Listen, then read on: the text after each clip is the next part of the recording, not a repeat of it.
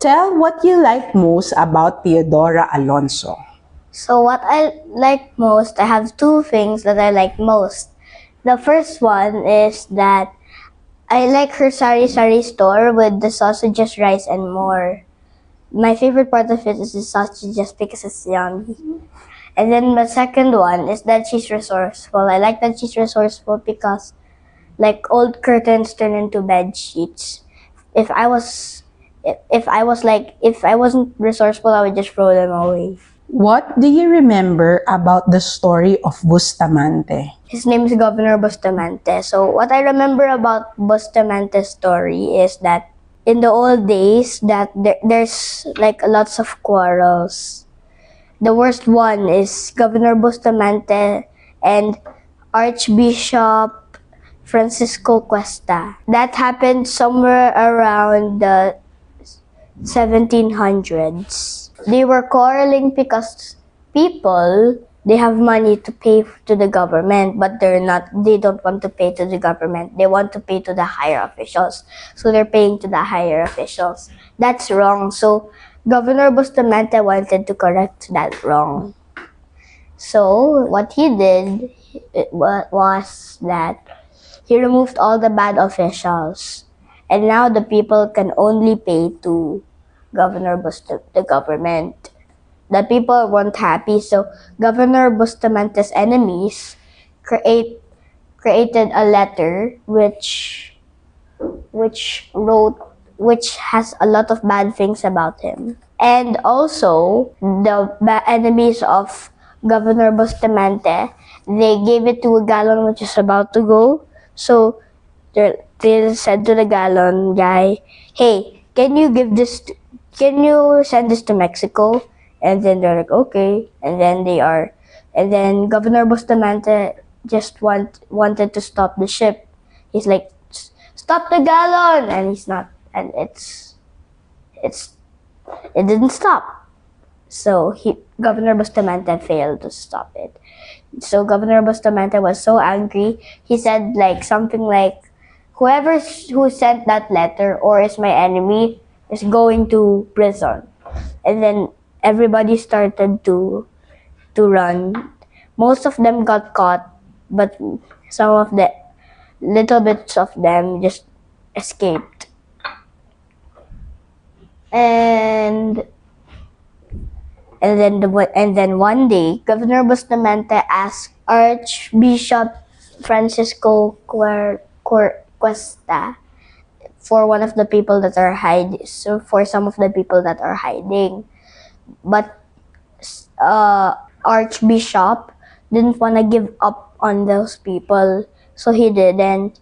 Governor Bustamante was so angry, he sent his soldiers to Archbishop's palace, and then the soldiers attacked the palace of Archbishop, and Archbishop went to prison. And then there were people named friars which were marching, and then they went to Governor Bustamante's palace and destroyed his palace and killed his son. And Governor Bustamante was injured, and then Governor Bustamante's son and Governor Bustamante died at the same day in the afternoon. And then the people were happy. Narrate the story of Hannibal. Hannibal. So this is all that I remember. So it was a holiday. Hannibal was walking on a holiday. The stores were closed, the streets were busy, and Hannibal went up to his house and asked his dad if he can fight the Romans. And his father said, "No, you must wait yet a few years." And then Hannibal's father also said that you must study about how to be a warrior, and you must also study about the Romans, like their attacks, so you can dodge them like that. The father and his son, They were standing right by each other. And then his father is like, I think teaching him to be a warrior. That's it. What four tribes did Clovis unite into one empire? So what he did, How did he unite them? so I'm gonna say the four tribes. So Clovis united Romans, Franks, Burgundians and Alemanese.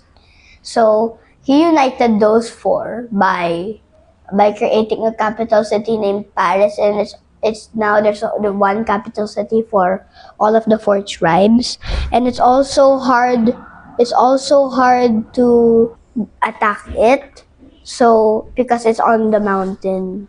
So when people are gonna attack it, they are gonna have a hard time. It's hard because they have to climb up.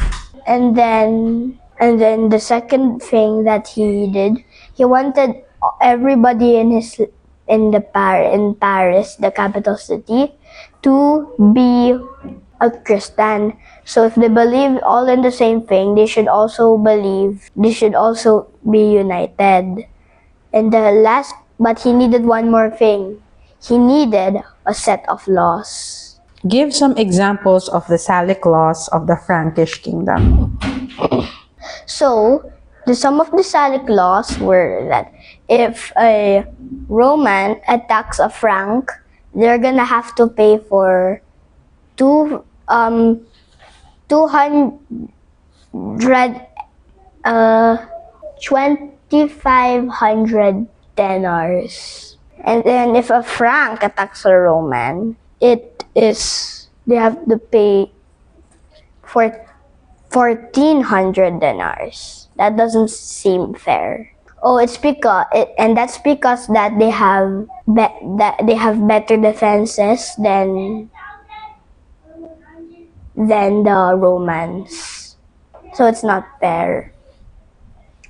So if someone calls another person a fox or a hare, a fox or a hare, they have to pay 120 denars. It's because if you call someone a fox, you're calling them like sly, untrustworthy. If you call them a hare, they're like a scaredy cat that they ran away from the fight. And the last law is that if somebody wants to move to another place, but the other person that the person that wants to move wants to go there, and the person that's not moving and that's staying at the place the person that moves is still there, it wants to move there, doesn't want him to move there, then the people that doesn't want him to move there is by like warning him 3 times, do not move, do not move, do not move. And if they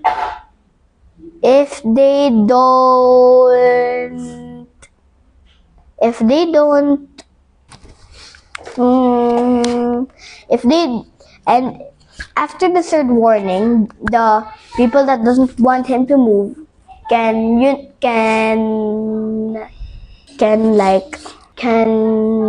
call the